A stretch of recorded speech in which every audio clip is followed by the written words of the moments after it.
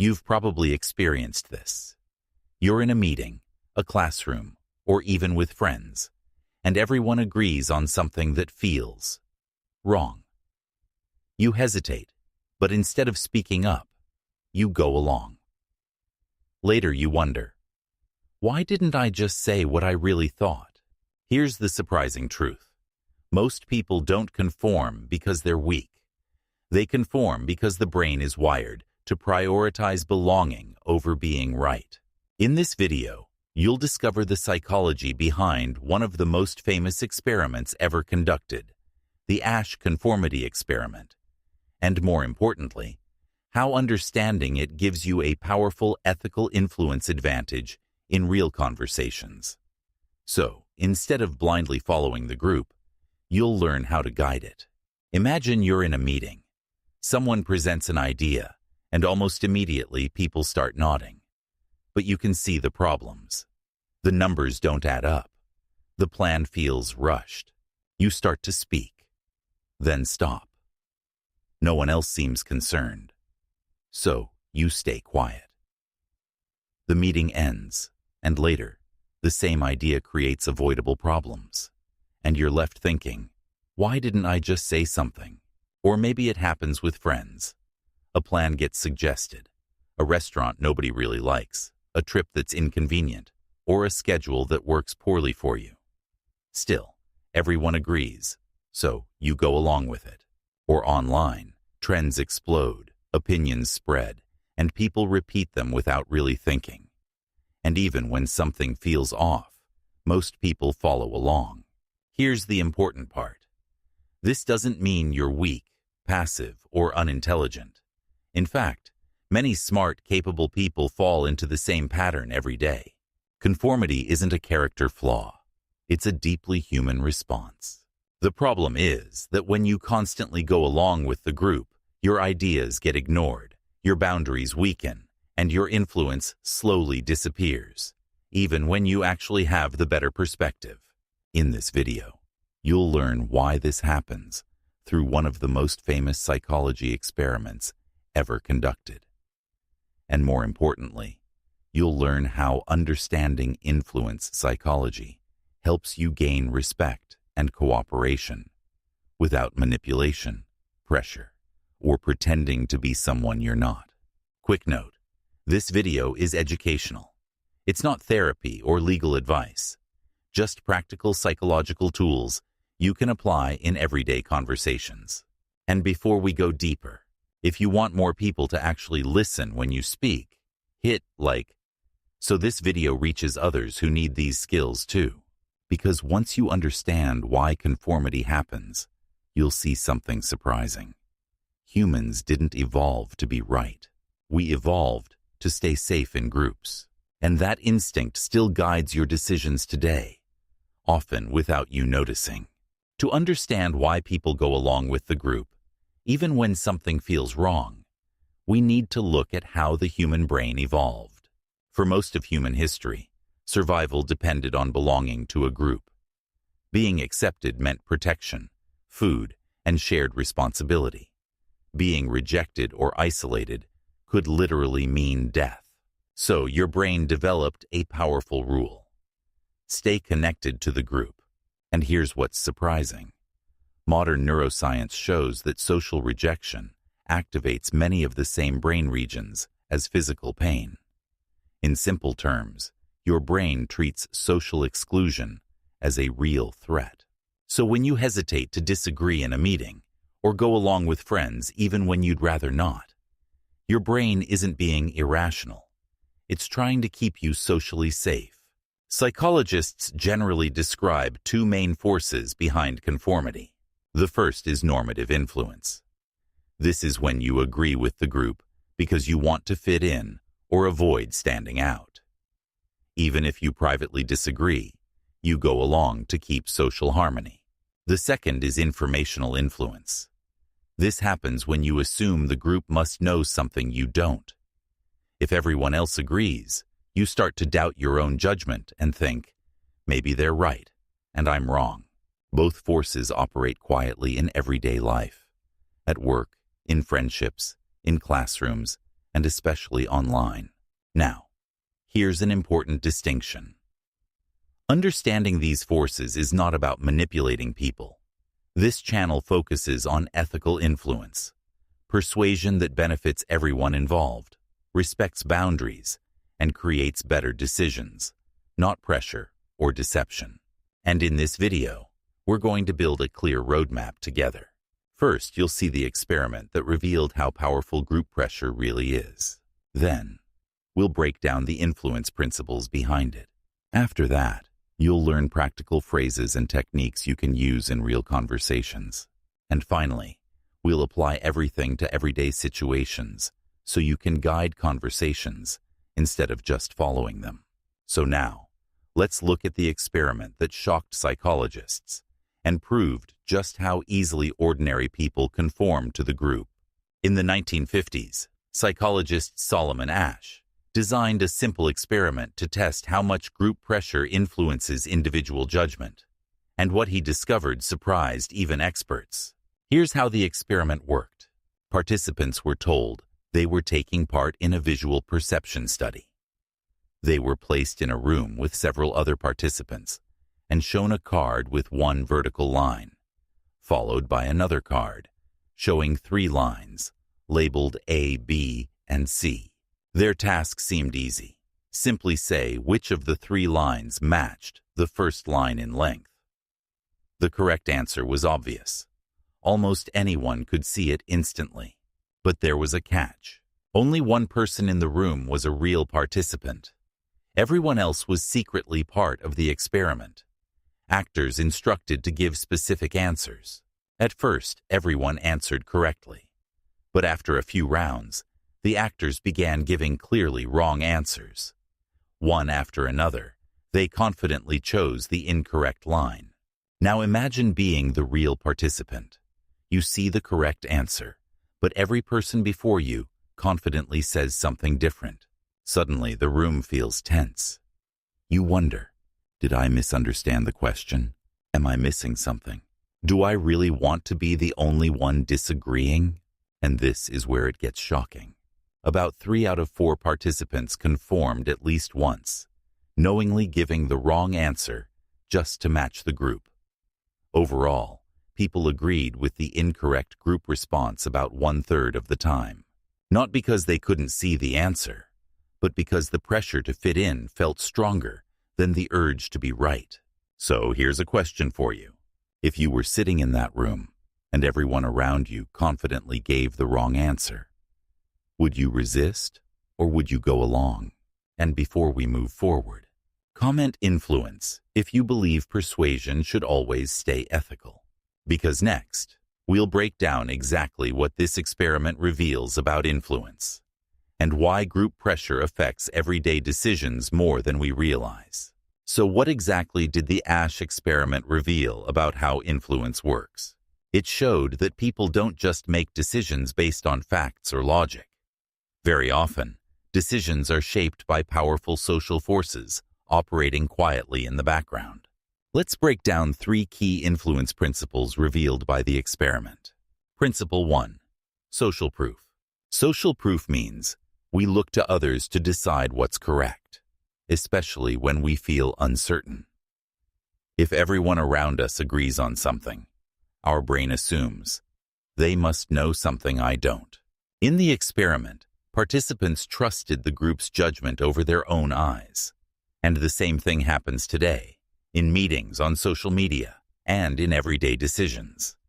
If a proposal gets immediate agreement, most people hesitate to challenge it, even when they see flaws.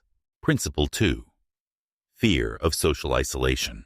Humans are deeply motivated to avoid standing out in a negative way. Disagreeing with the group risks embarrassment or rejection. So many people choose social safety over accuracy. Think about workplace discussions where nobody wants to be the difficult person, or friend groups where everyone agrees to plans no one actually enjoys, simply to keep harmony. Principle 3. Authority and confidence signals. People often follow whoever appears most confident or holds perceived authority. When several people confidently give the same answer, confidence itself becomes persuasive, even when it's wrong. You see this online all the time. Confident opinions spread faster than careful ones. And in offices, the loudest or most senior voice often sets the direction, whether or not the idea is strong. Here's the key takeaway. Influence often happens before logic enters the conversation. Group behavior, confidence, and belonging quietly shape decisions first. And once you understand this, you start to see conformity not just in psychology experiments, but in everyday conversations, meetings, and social situations. Next, we'll make this personal and look at how conformity quietly silences your voice and reduces your influence in real-life situations, often without you even realizing it. Now let's bring this experiment out of the laboratory and into everyday life, because conformity isn't just about choosing the wrong line length. It quietly shapes real decisions that affect your work, relationships, and confidence. Think about the workplace. A plan gets proposed, and everyone nods along. But you can already see the risks: unrealistic deadlines, unclear responsibilities, missing details. Still, nobody questions it. So you stay quiet too. Weeks later, the project struggles, and you realize the problems were predictable. But by then, it's too late. And once again, your voice never entered the conversation. The same thing happens with friends or partners. A group chooses a plan that doesn't really work for you. Maybe the timing is bad, or you're exhausted, or you simply don't enjoy the activity. Yet you say yes anyway, because everyone else seems excited. And in relationships, people often agree to things they're uncomfortable with, just to avoid tension. Saying yes feels easier than risking disagreement. But here's the hidden cost. Every time you go along with something you disagree with, two things happen. First, you start feeling quiet resentment because your needs aren't being considered. Second, people slowly learn that your opinion doesn't need to be asked because you rarely push back. Over time, this weakens your influence and reduces respect, even though you may actually have strong judgment and good ideas. So, the goal isn't to become argumentative or confrontational. Influence doesn't require attacking the group or proving others wrong. The real shift is learning how to guide conversations, helping the group think more clearly while maintaining trust and cooperation. And we're about to get practical. But first, type yes in the comments if you want more practical phrases you can use in real conversations. Because next, we'll look at one of the most powerful tools for influence without conflict. A method that allows you to speak up while keeping people on your side. Up to now, we've seen how group pressure can silence your voice. So the next question is, how do you speak up without creating conflict or making people defensive? This is where a powerful negotiation tool comes in, something former FBI negotiator Chris Voss calls tactical empathy. Tactical empathy simply means showing people you understand their perspective before trying to influence the outcome. When people feel understood, they stop defending their position and start listening. Let's turn this into practical tools you can use immediately. The first tool is labeling emotions or group dynamics. Instead of jumping in with disagreement, you acknowledge what people are feeling or trying to achieve. For example, in a meeting, you might say, "It seems like everyone wants to move fast on this." Notice what happens here. You're not attacking the plan. You're recognizing the group's intention. People feel understood instead of challenged.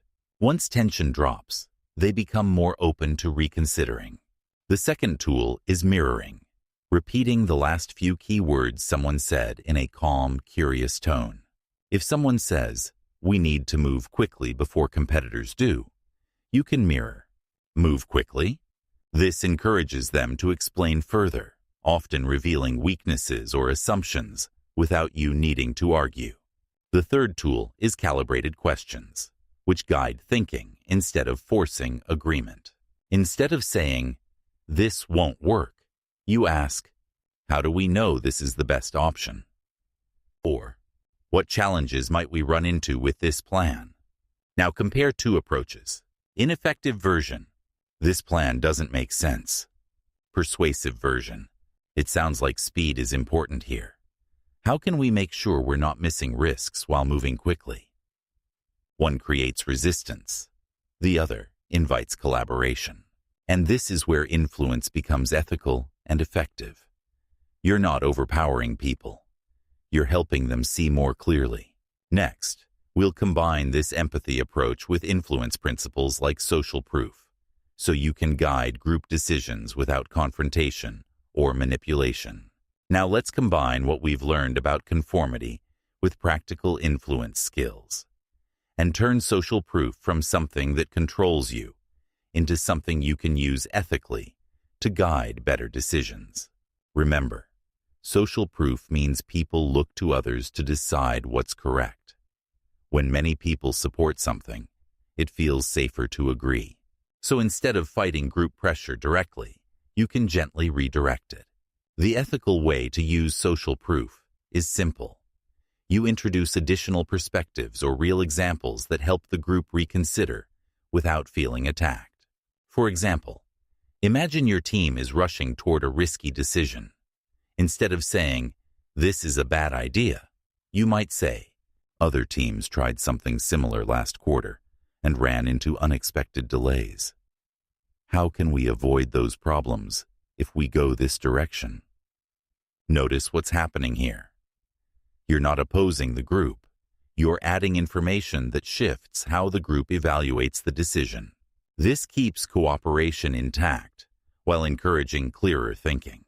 Another useful strategy is what we can call small agreements.